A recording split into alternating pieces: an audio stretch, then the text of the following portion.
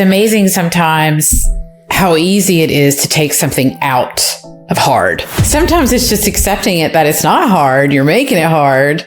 And how do I back out? A lot of women think that achieving whatever body result, body health, is hard because the ways that they've gone about it before, which is depriving and punishing your body. Well, and a lot of people, including myself, will be like, oh, it's genetics.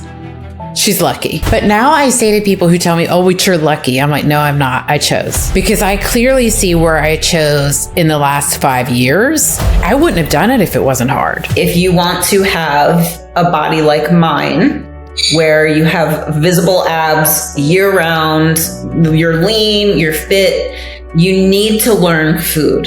It's okay to say, for me, I want to be hot. To me. Yeah. I want to look great.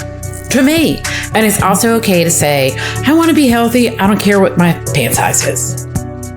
Here at the Joy Experiment, women create success that feels as good inside as it looks on the outside. Through real conversations, stories, and practical embodiment, you'll reconnect with your values, your energy, and your peace. The Joy Experiment is where success and soul finally meet. Join us weekly for this and more.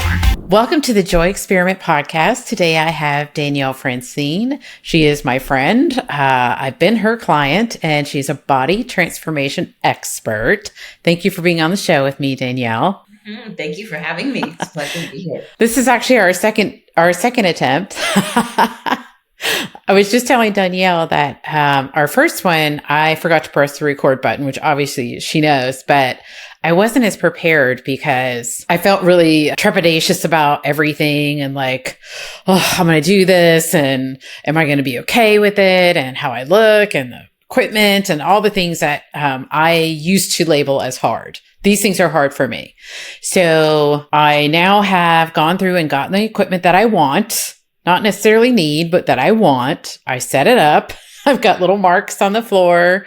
I did a run through of what I want to wear. I did a run through of how I want to do my makeup and all the hard things, hard, quote unquote hard. Like, okay, this isn't hard now because I know what I'm doing. This isn't hard now because I know it works. This isn't hard now because I feel comfortable. So it's amazing sometimes how easy it is to take something out of hard. So with just what? With just one action. Yeah. Sometimes it's just accepting it that it's not hard. You're making it hard. And how do I back out? How do I mentally get back out of this? Right. And why are we choosing to make it hard? Right? Does it need to be hard? Right. Well, because for a long time that was, and I'm not on a pedestal here on this one. For a long time, I definitely bought into if it's not hard, it's not valuable. And so I would make things hard, even though they didn't need to be, or I had definitely had a belief that things were hard for me. It might not be hard for you, Danielle, but it's definitely hard for me. Mm-hmm. So then it's just hard. There's no way around it at that point, right? Like, what's your experience with those type of mindsets? So my mindset is the total opposite. And for a long time now, I've been, if it's easy, it's for me. I'm always looking for the easy path, the path of least resistance. And so when I work with girls, and it's very common with technology, and right, so I use an app with my clients. You have to download the app. It's easy. It's easy.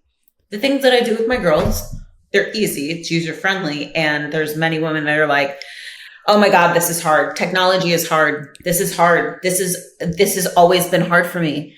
This is, and just like creating that over and over and over again. And, my response to that is always, well, what if it wasn't hard? What if you decided to allow it to be something different? What if it could be easy? Could it possibly be easy? Like, let's just kind of play with that. See if it's available. Yeah. And I feel that a lot of women think that achieving whatever body result, body health result is hard because the ways that they've gone about it before, which is depriving and punishing your body. That is hard. It is. Because who wants to do that? And how can you look Right? like, you know? Yeah. It's just like we were saying, it's like, okay, well, what if it wasn't that? And if there's different tools that actually make it easy? Because like I've been like this for a really long time and it's easy for me. Yeah. Well, and a lot of people, including myself, would be like, oh, it's genetics. She's lucky. And now My family looks like this. Right? But now I say to people who tell me, oh, but you're lucky. I'm like, no, I'm not. I chose. Because I clearly see where I chose in the last 5 years.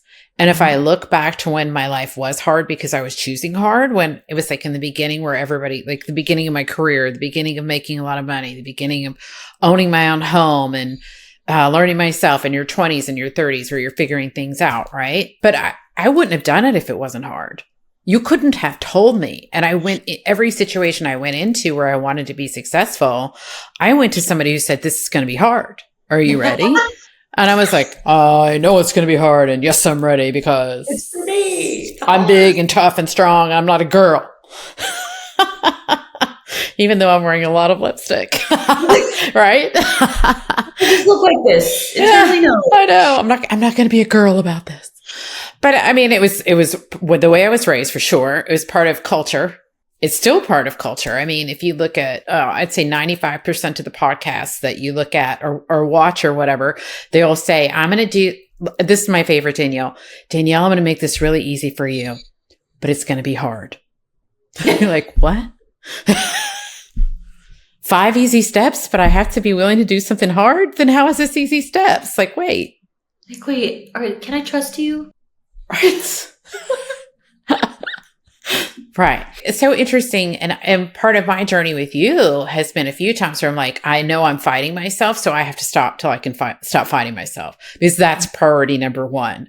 Is if I'm self-punishing, if I'm fighting myself, if I'm in self-protection, then it is hard. Always. Yeah, absolutely. Hard, stressful. Well, I mean, if you're resisting anything, it's not ever going to be easy. So why are you resisting? Can you get out of the resistance? Right. And really what's underneath all of that. Yeah. And a lot of times it's a belief. And many times the beliefs that we hold that are keeping us stuck in a place that we don't want to be, they're not true anyway. So what do you find are the best tools to help people break beliefs? I find, like what I was telling you just a minute ago, a lot of places you go are giving you processes or steps that are more strategy to help you either get over or mask or motivate yourself through something that's hard, as opposed to backing up and saying, okay, there's resistance here. Why don't we just figure out what it's coming from and untie the string, cut the cord, whatever.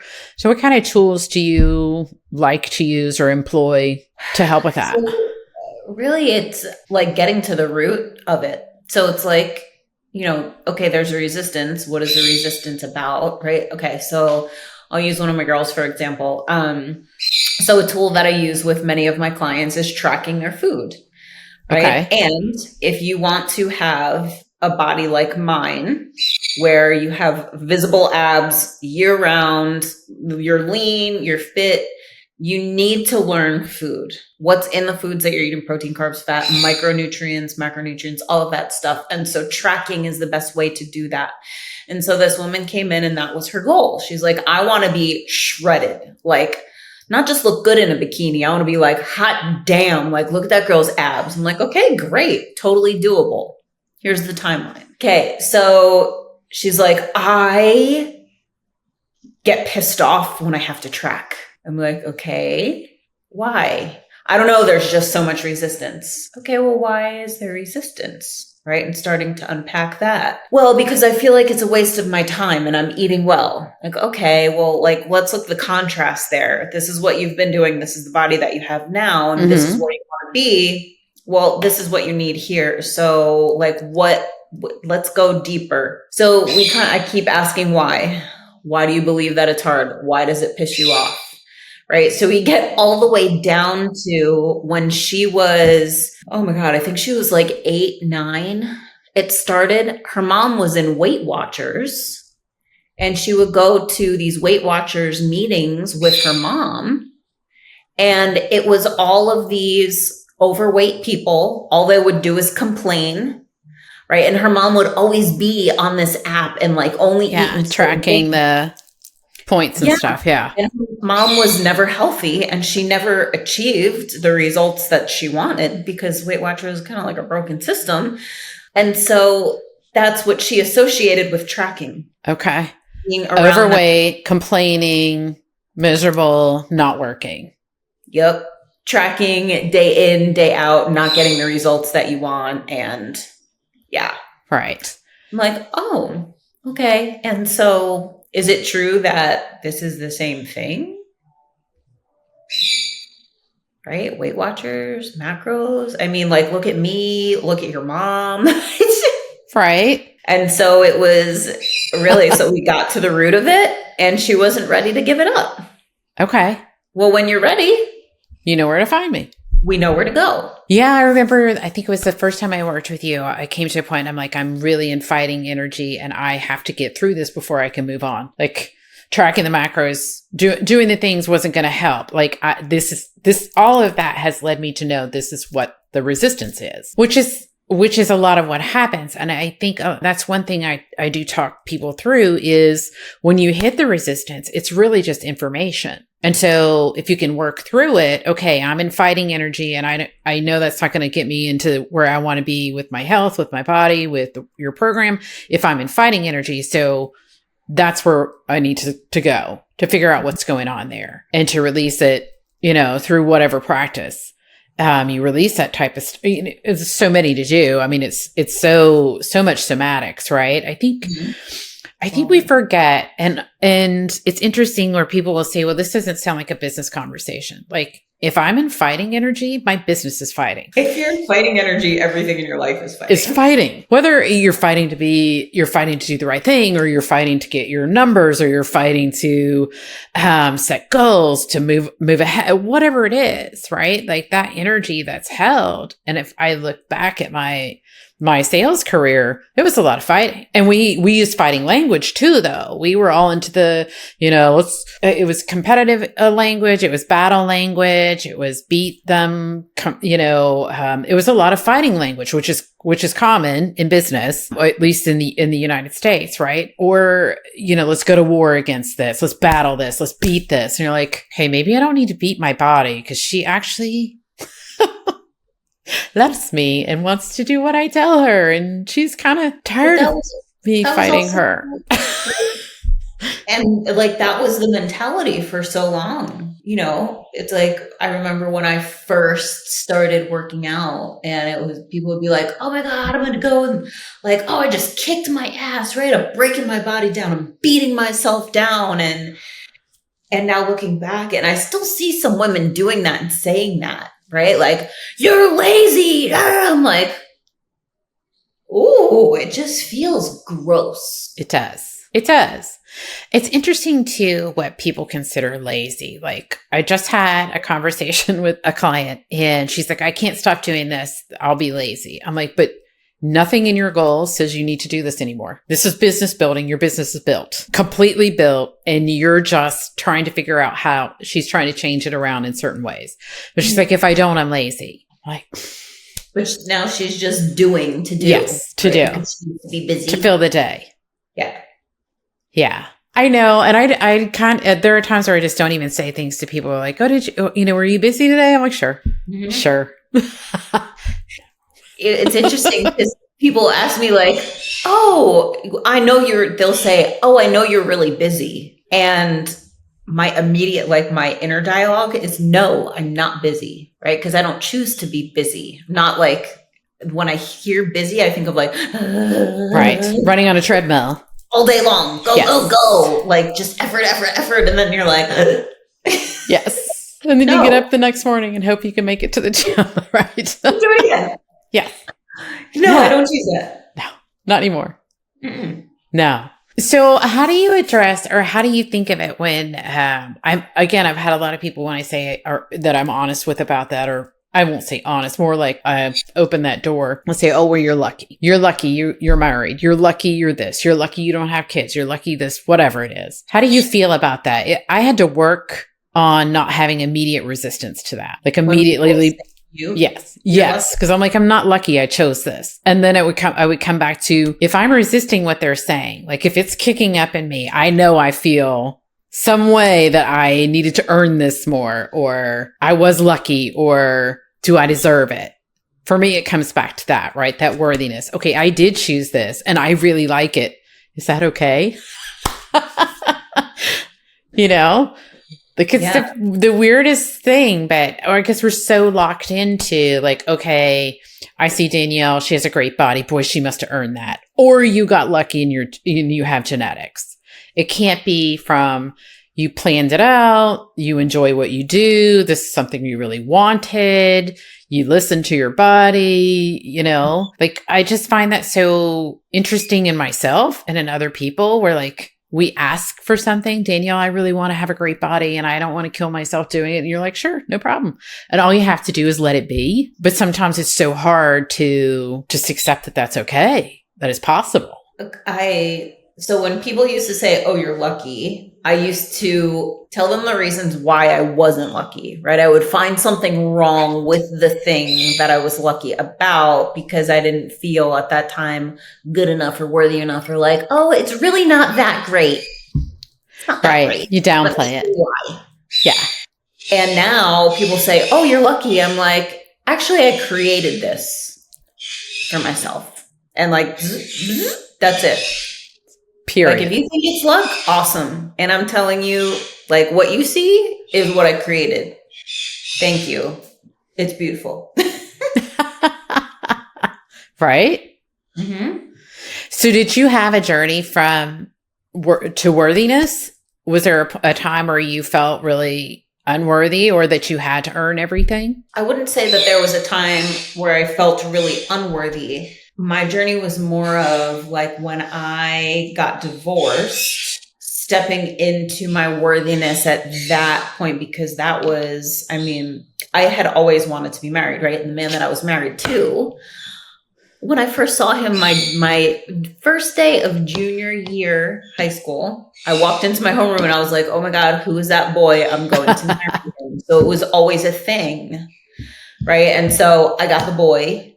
We got married, and me leaving that marriage was me saying that I am worthy. Like I know that I'm worth it, right? Leaving this loveless, sexless marriage because I don't deserve that. Right. So that was as soon as I did that and I had that realization that I did it, I'll never forget. I was driving back to my house. I had my top down and I look up and I see all of these huge hawks circling. And it's you're breaking this cycle of your worthiness. You are proving to yourself you are worth it. And I was like, oh, I'm like, oh my God. Just like crying. I was like, wow, okay, amazing. Right. Mm-hmm. And it's interesting at times. I feel like, okay, as soon as that happens, like everything changes, and it does, but it doesn't change like externally right away. Like there's still things to understand and to let go of or whatever.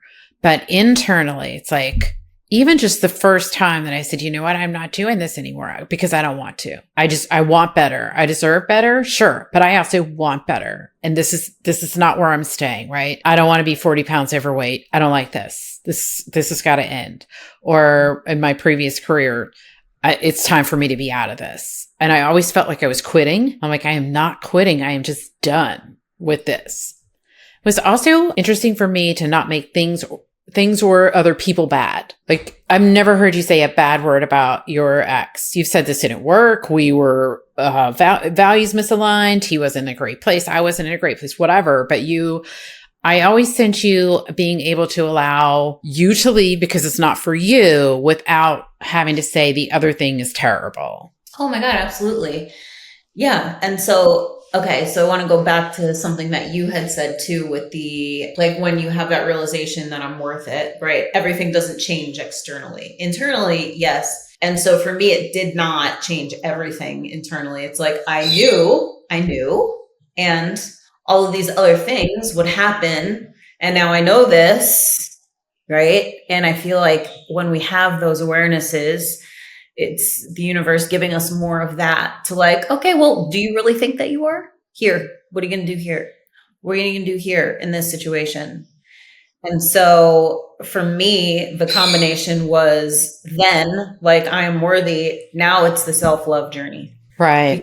Because this past year, 2025, when I reflect back on that and all of the cycles that I broke, and I mean, like, I'm like, why this year? And like, why all of these cycles?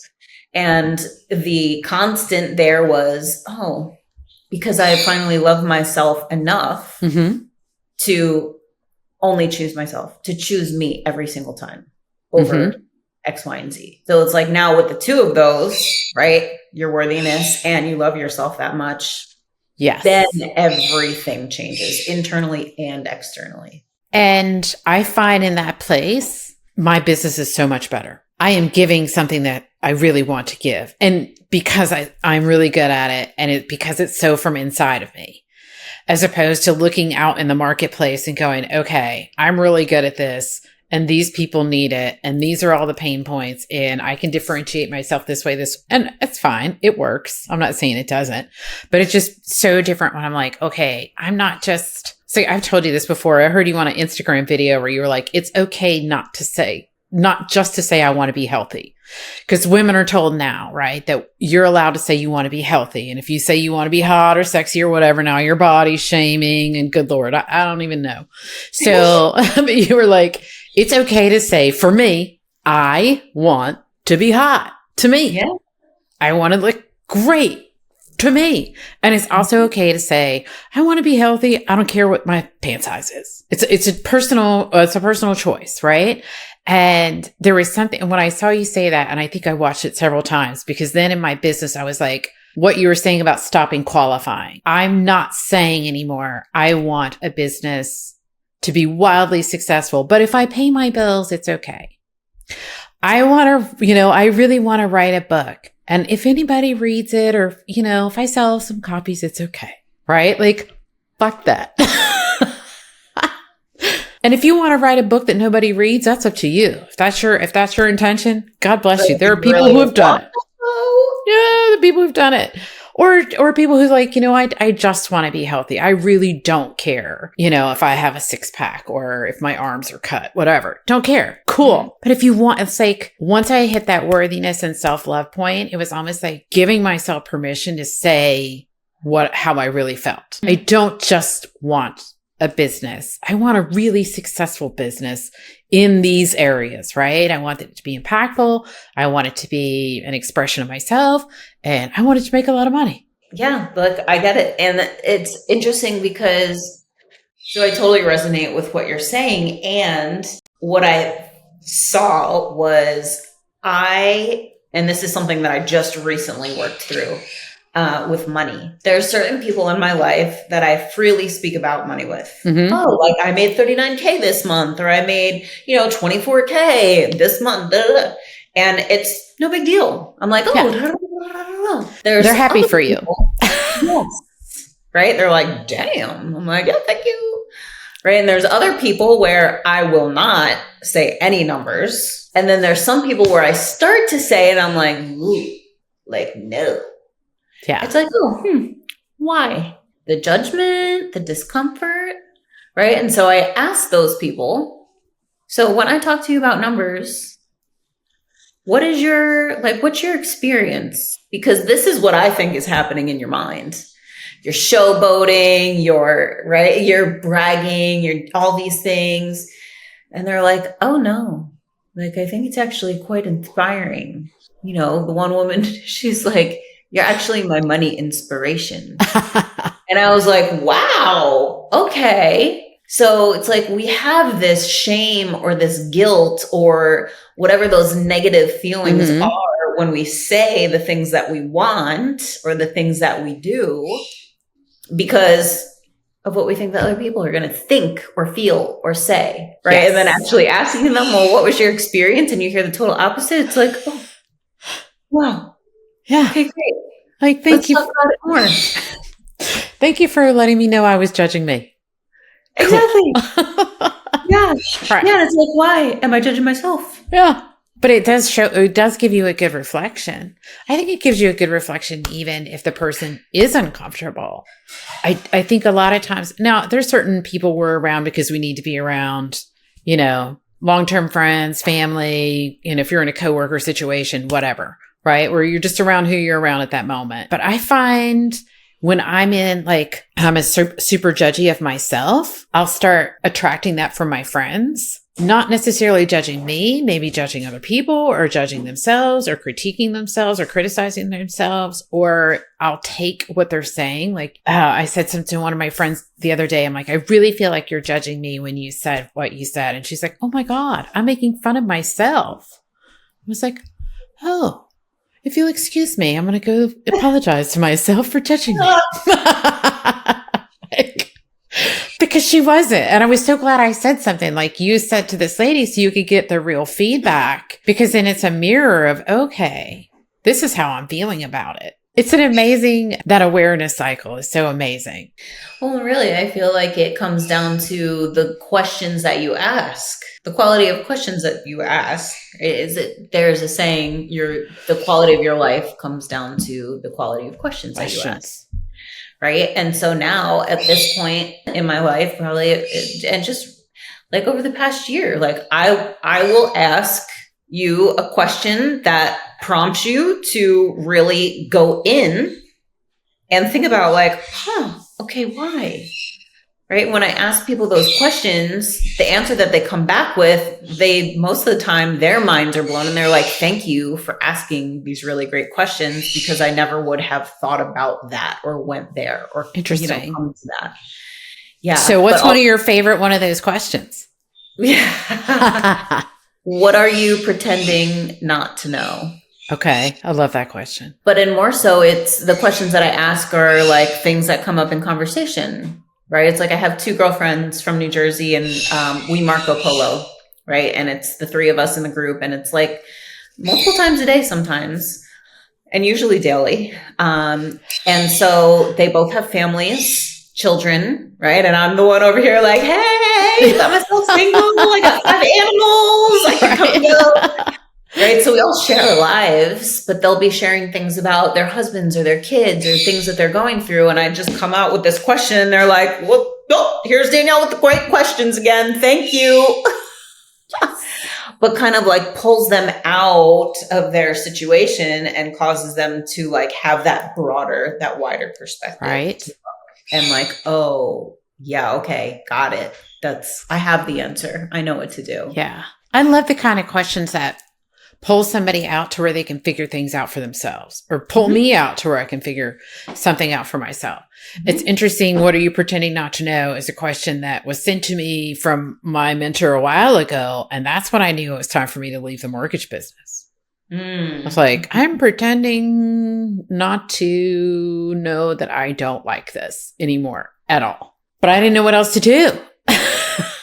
And I didn't want to be a quitter, and I didn't want to be a loser, or, oh, she left all that money she was making. And I had just gotten married too. I was like, I do not want to be that girl who just gets married and quits her 6-figure job. Oh, so I'm going to look like this to all those people. Yeah. So I suffered through for 2.5 more years. That was fun. Yeah.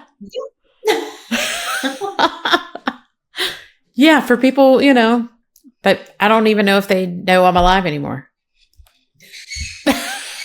So that made a lot of sense. Yeah, and I mean, we all do that, right? Especially starting the women that are in the spiritual space, right? And like getting to know themselves and all of those beautiful things. You look back and you're like, oh my God, like I totally knew that I shouldn't have been there. And I stayed. Yeah. And I endured that for however long. And that brings us to the place that we are now, to where like if that dropped into you now, leave this, you'd probably be like, okay. Yeah. It may not be immediately, but it will be a lot shorter than 2.5 years. I did it in 2024. I was in a partnership with a person that I just think is wonderful. I think they're so smart. I was learning a lot. It looked like it was going to be amazing. And then our values are just different. Not bad, not good, but it wasn't gonna fit. And before I would have made myself fit to his approval. And I was like, I can't do this. I mean, I think I tried, and my inner being was literally like all feet down as hard as possible. Like, oh, no, like I just couldn't force myself. We came to the conclusion that we love each other dearly, and this isn't going to work. And we shut it down. And I'd spent money, not small money. I could have had a Toyota Corolla, maybe. I don't know. But not huge. Yeah, it was actually because during that time we had both made a decision of something, and then we went back on it because someone that we admire and had paid a lot of money to for advice disagreed with our decision. And we're like, well, they're probably right, and blah, blah, blah. And what can it hurt? And la, la, la. And we were like, okay. And both of us went against our gut instinct. And I was like, that's the last time I'm doing that. I'm not mad about it. It also helped me learn to release things from somebody. Like, it would be really easy to blame the person that we took their advice. First of all, we took it. We didn't have to. Right. Second of all, it wasn't that it was wrong. It was wrong for us in that situation. And like that whole self-love, when I was just writing the other day, like chicken or the egg, self-love or self-trust, because they seem like, they hold hands and skip down the road together. But it's almost one begats the other. Like I trust myself, so I love myself. And I love myself, so I trust myself. And I used to think that loving another person meant trusting them. And I'm like, no, loving another person means trusting me. Like that it's okay. I trust myself to understand, to know the person. I trust my instincts. I trust myself to be open.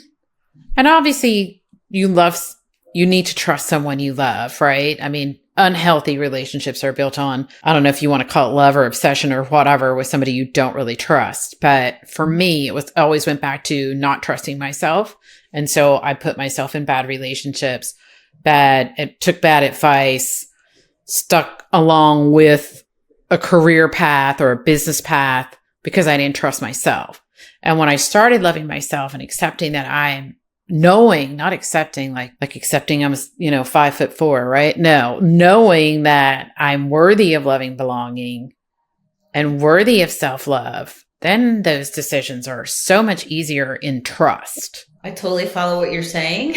I'm like, I'd love to hear your thoughts. Yeah. And for me, so it was not that.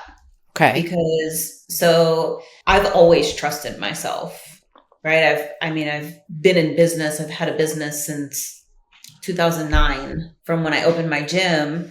And so I trusted myself in every aspect, and I really didn't love myself. Interesting. Okay. I liked myself, but there were parts of me that I was like, oh no, like, no, no, no, no, no. It wasn't until like the last few years that I really got deep into that self-love journey, but that trust was always there. Interesting. Mm-hmm. Did you find it a form of hypervigilance or like solid trust? Like I trust this chair when I sit in it, or? What do you mean by hypervigilance? So and not to get into a whole bunch of trauma stuff, but a lot of trauma response is hypervigilance or hyperindependence, where it's basically, I can only trust myself. So separate from, okay, you were straight and regular old, I trust me, I'm good. That's amazing. Yeah. And I think that it really, I've always been very independent. Uh-huh. Always. I think that's probably a reason why. And, the way that my parents raised me, it was like, you can do anything that you want. Like everything I ever did, they were like, amazing. Like always praised me for it. Okay. Whatever I wanted to do, they supported it. They never said, oh, that's maybe not a great idea. It was like, I wanted to do this. And they were like, yes, absolutely. You can do it. Do it. Awesome. And so my life up to this point, and will continue to be that, has been like, yes, did, done, accomplished. Yes. Built this, created that, So I trust myself in that way because I have all of those accomplishments. Right. You had the backing as well. So you had proof. Yeah. It's not like I went out there and I was like, oh, I don't know. And I, couldn't do anything for me. Yeah. So in that aspect, I trust myself. Okay. I'm secure with myself. I came about it from the other direction, which was None of y'all got my back. You're all full of shit. So I will be doing this myself. Thank you. Bye. I did. I was pretty stubborn. I still am stubborn, but not anywhere near as much as I was. Yeah, I mean, young people are stubborn too, whatever. But always searching for that validation. Like, I'm going to do this, and I know I'm not getting validation from anybody back there. So where can I find it here? Mm-hmm. And I ended up, just looking for the same familial situation, family situation, because that's what you do in chaos. But it's interesting and fabulous. I love that. My husband was raised the same way. His parents always had his back. They always supported him.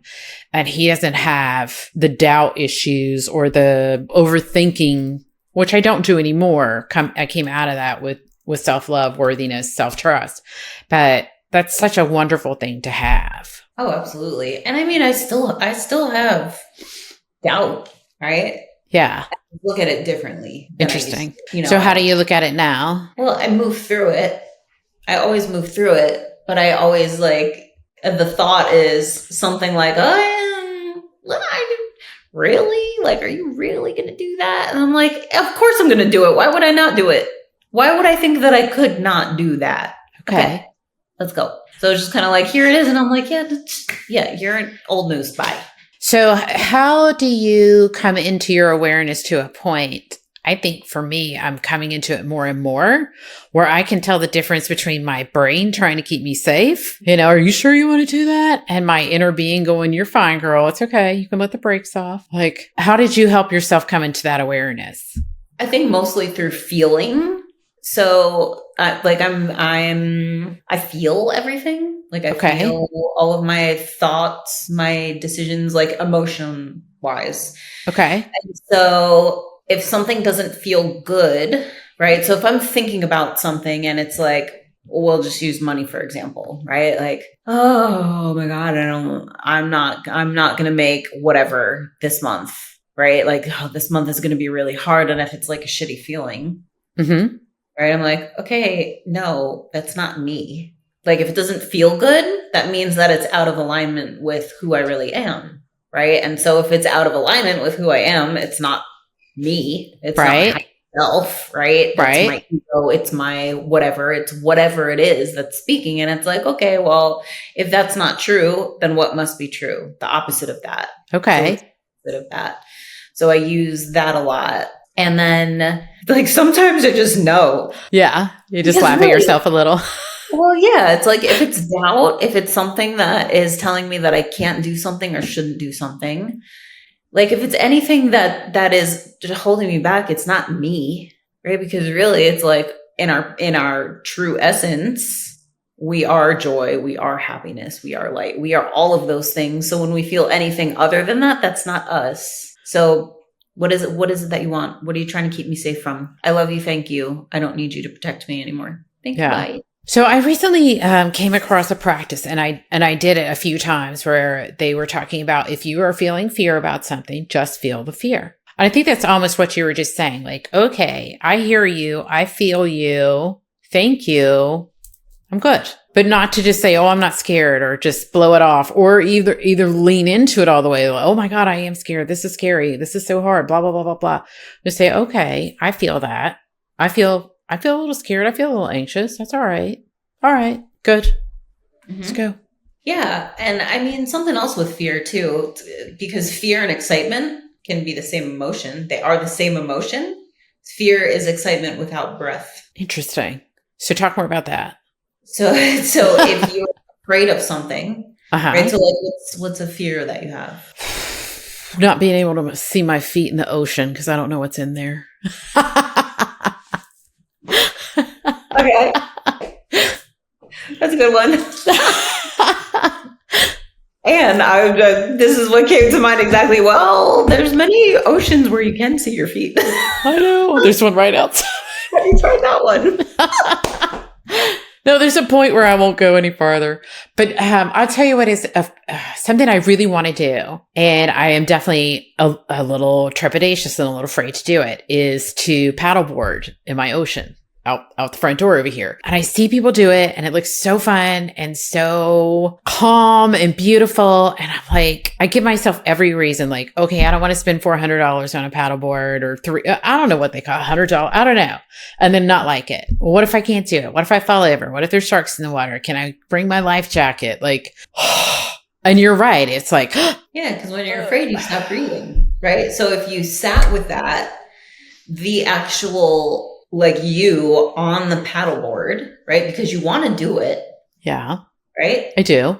And just sitting with that and see yourself on the paddleboard, and then you start breathing and seeing yourself and just allow yourself to continue to breathe and see yourself. Can you turn that fear into excitement? Because a lot of times it's oh, well, this could happen. It's like, I really want a paddleboard. What if there's sharks? Well, it's the ocean. I don't want to spend $400. Do you have to spend $400? You could rent one for like $25. Yeah. Right? It's like all of the reasons fire up because like, oh no, keep you safe. You might die, because the fear is we might die. I may not make this much money. That means I'm going to die. Right. I'm going to lose my home and I'm going to be homeless. Right? I'm going to die. Right.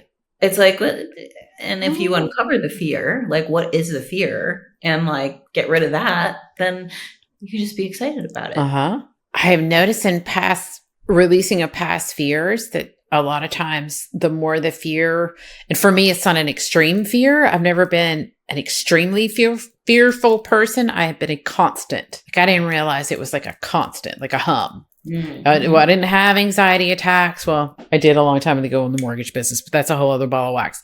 But like it was a buzz, a constant noise.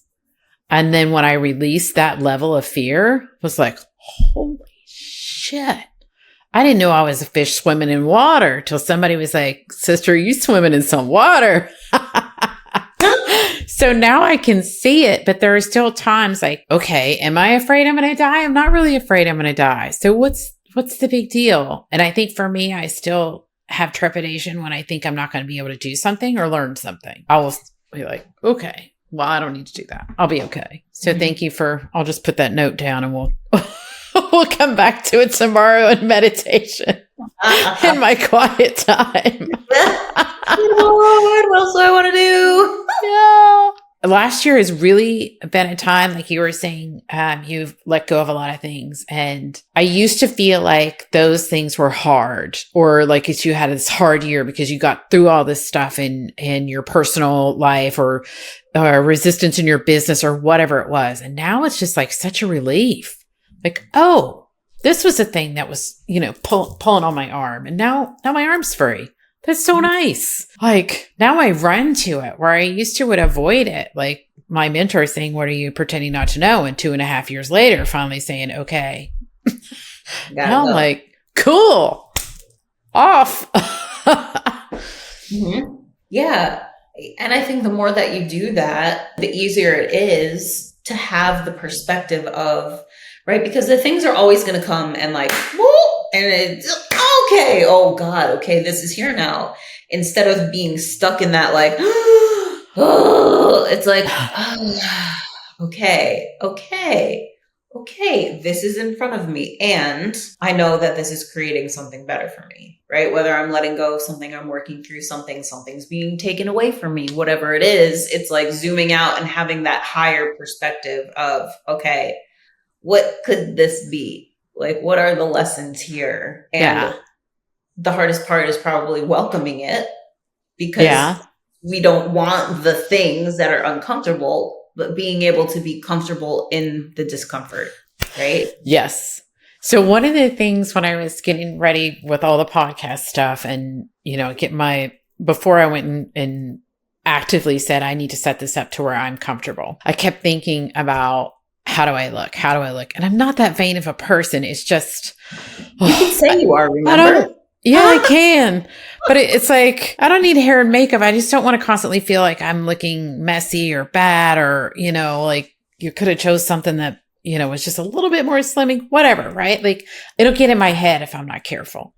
And I was writing about it in my journal. I'm like unhooking how I look or how things look from their value, depending, of course, on what it is. Some things are valuable because we're beautiful. They are beautiful, or we see them as beautiful, whatever. I'm not saying there's anything wrong with being beautiful, but as a human, right? Like, because I've unhooked whether I find a thing valuable from money, meaning if I like the wine, is it $100 or $10? Doesn't matter. I like it. Do I like the handbag? Do I want, whatever it is, that vacation, whatever, fine.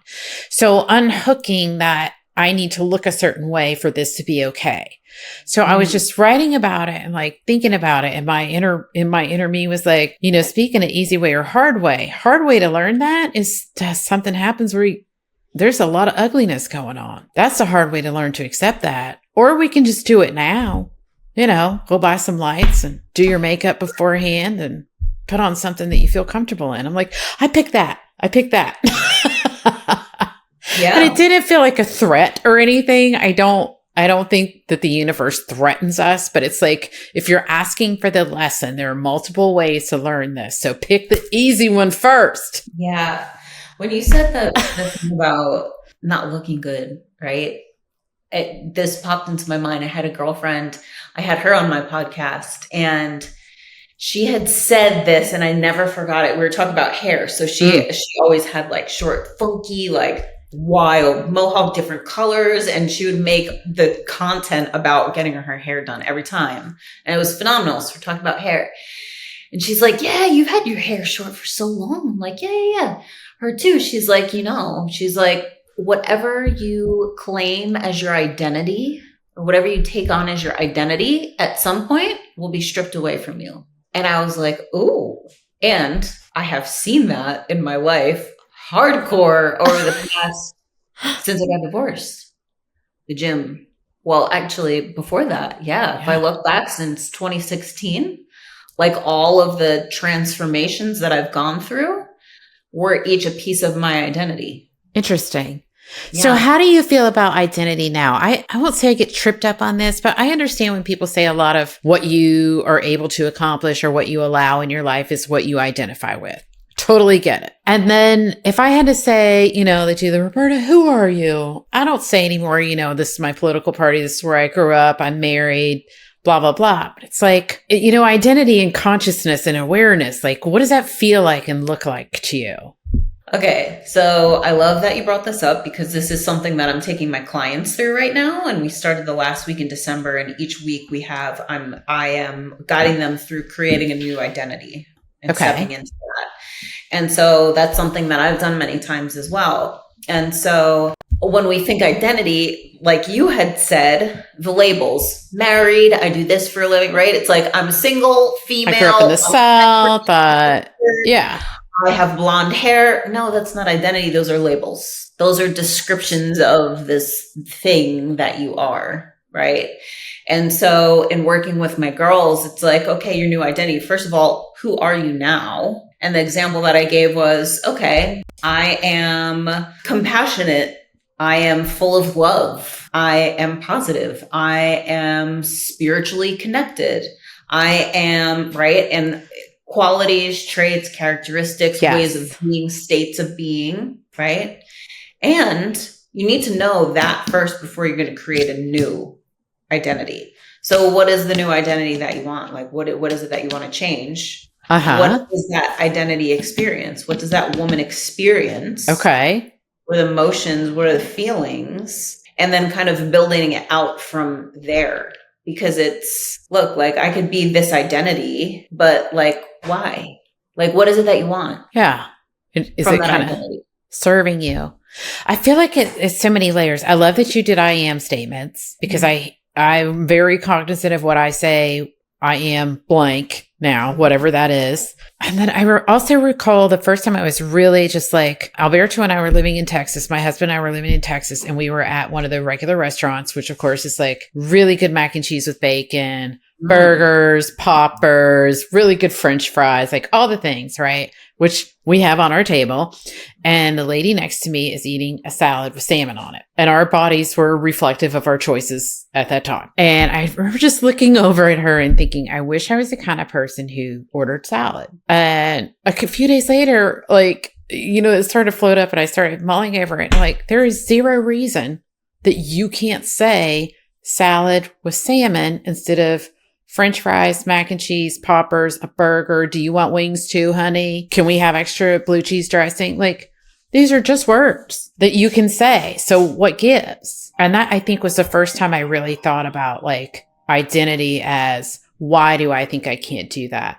And I always thought of it before as, well, you're not willing, you won't sacrifice, you don't have discipline, you don't have motivation, the typical things that people say, right? You don't have what you want because you won't get out of bed and do the hard things. You know, you don't get up at 4:30 and go to the gym and eat raw eggs, whatever. And it's like, that was kind of the first time I had locked into the fact that it had nothing to do with any of that.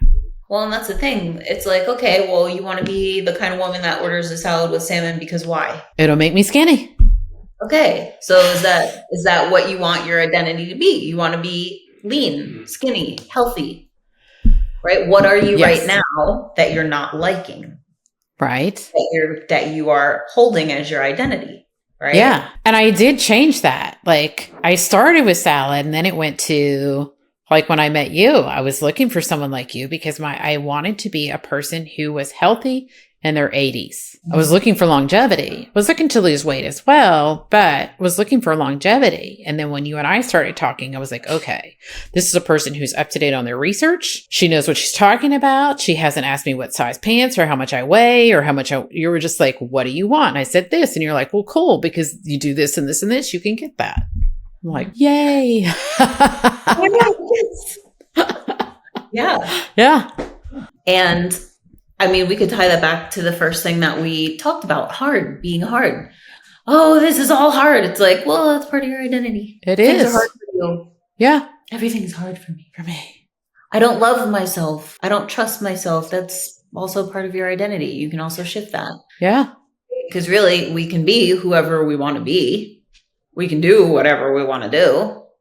It's right. And then the next thing that we talk about, what a beautiful flow that we have, like pulling out the why. What's the resistance? What's the belief under that? Yeah. And once you start to unravel it, right, you're not all tied up in all that craziness. Then you've got the room to actually make choices that align with who you are as a person, that align with who you really want to be. And then your life gets just so interesting and so fun. I was just going to say that. It's so fun. It's so fun because you get to create whatever you want. You really do. And I used to think that it was one of those bullshit statements like, oh yeah, I can be a supermodel. Is that what you're telling me? I can go play in the NBA? Like, you know, the asshole answer to that, you can be anything you want. It's like, do you want to go to the NBA? No, not really. I don't. I don't want 6-pack abs either. I love yours. I'm good. I love mine too. They're my favorite thing. Yeah. I'd like a smaller set, but I don't need the work. And it's funny I say work, but you like doing all those things. And it's crazy how we've mind fucked ourselves into thinking that if you like it, then it's bad. Wait, say that again? You know how they say, oh, if you like something, like, okay, you got to eat the things you don't want to eat. You got to do the things you don't like to get what you want, blah, blah, blah, blah, blah. It's like, if I'm really honest with myself, I never felt good after eating any of those meals. I felt like shit. I didn't like being 40 pounds overweight. I felt terrible. So I kept saying to myself that having those things was what I really wanted, because you're told this is good food that tastes good. It's bad for you, so it's going to be great. You're really going to like it. Salmon salad's good for you, so it's not going to taste good. You're not going to like it. And then until you get into, once you know how it will start to snowball. Even what we're talking about in our last years, where if somebody would have told me a few years ago that saying to myself, why am I afraid of this? And picking through it and understanding myself, I would have said that's terribly painful. And I'm going to go order a bottle of wine. Do you want a glass? Right. And now I'm like, I can't wait to go through that tomorrow morning and see, okay, because I feel really good when I'm good to myself. Mm-hmm. I feel really good when I don't fill my body with crappy food, And I think some of it's just getting over the hump, maybe even clearing out like those bad thoughts, or everything has to be hard, or, I don't know. How long does it take to your body to stop feeling like you do when you eat a bag of Doritos? I don't know. But it's beyond endorphins though, right? Like, we're wired for progress. We're wired to feel good. And I think I was raised that anytime you do what feels good, you're doing the wrong thing. That's how you know. Like, break up with that habit. Yeah. Okay. So that was a belief that you had. Anytime you do something that feels good, you're doing something wrong. Well, wow. You're probably going to hell. Certainly going straight to hell. Sorry, we can't be friends anymore. I love you, but you belong in 2025. Right? Yeah, no, I don't think that at all anymore, but it's interesting. Like, I mean, you talk about an identity. Like if you're fighting with something that's strong, or even an identity of, I wanted this relationship so badly, so I have to stay in it, right? Like that identity can really keep you from getting anywhere close to what you really, a happy life, a joyful life. Yeah, I mean, look, I could have probably gotten divorced before we moved to Florida. Like that could have been a thing. And it was my religious upbringing. And I don't get divorced. Yeah. No.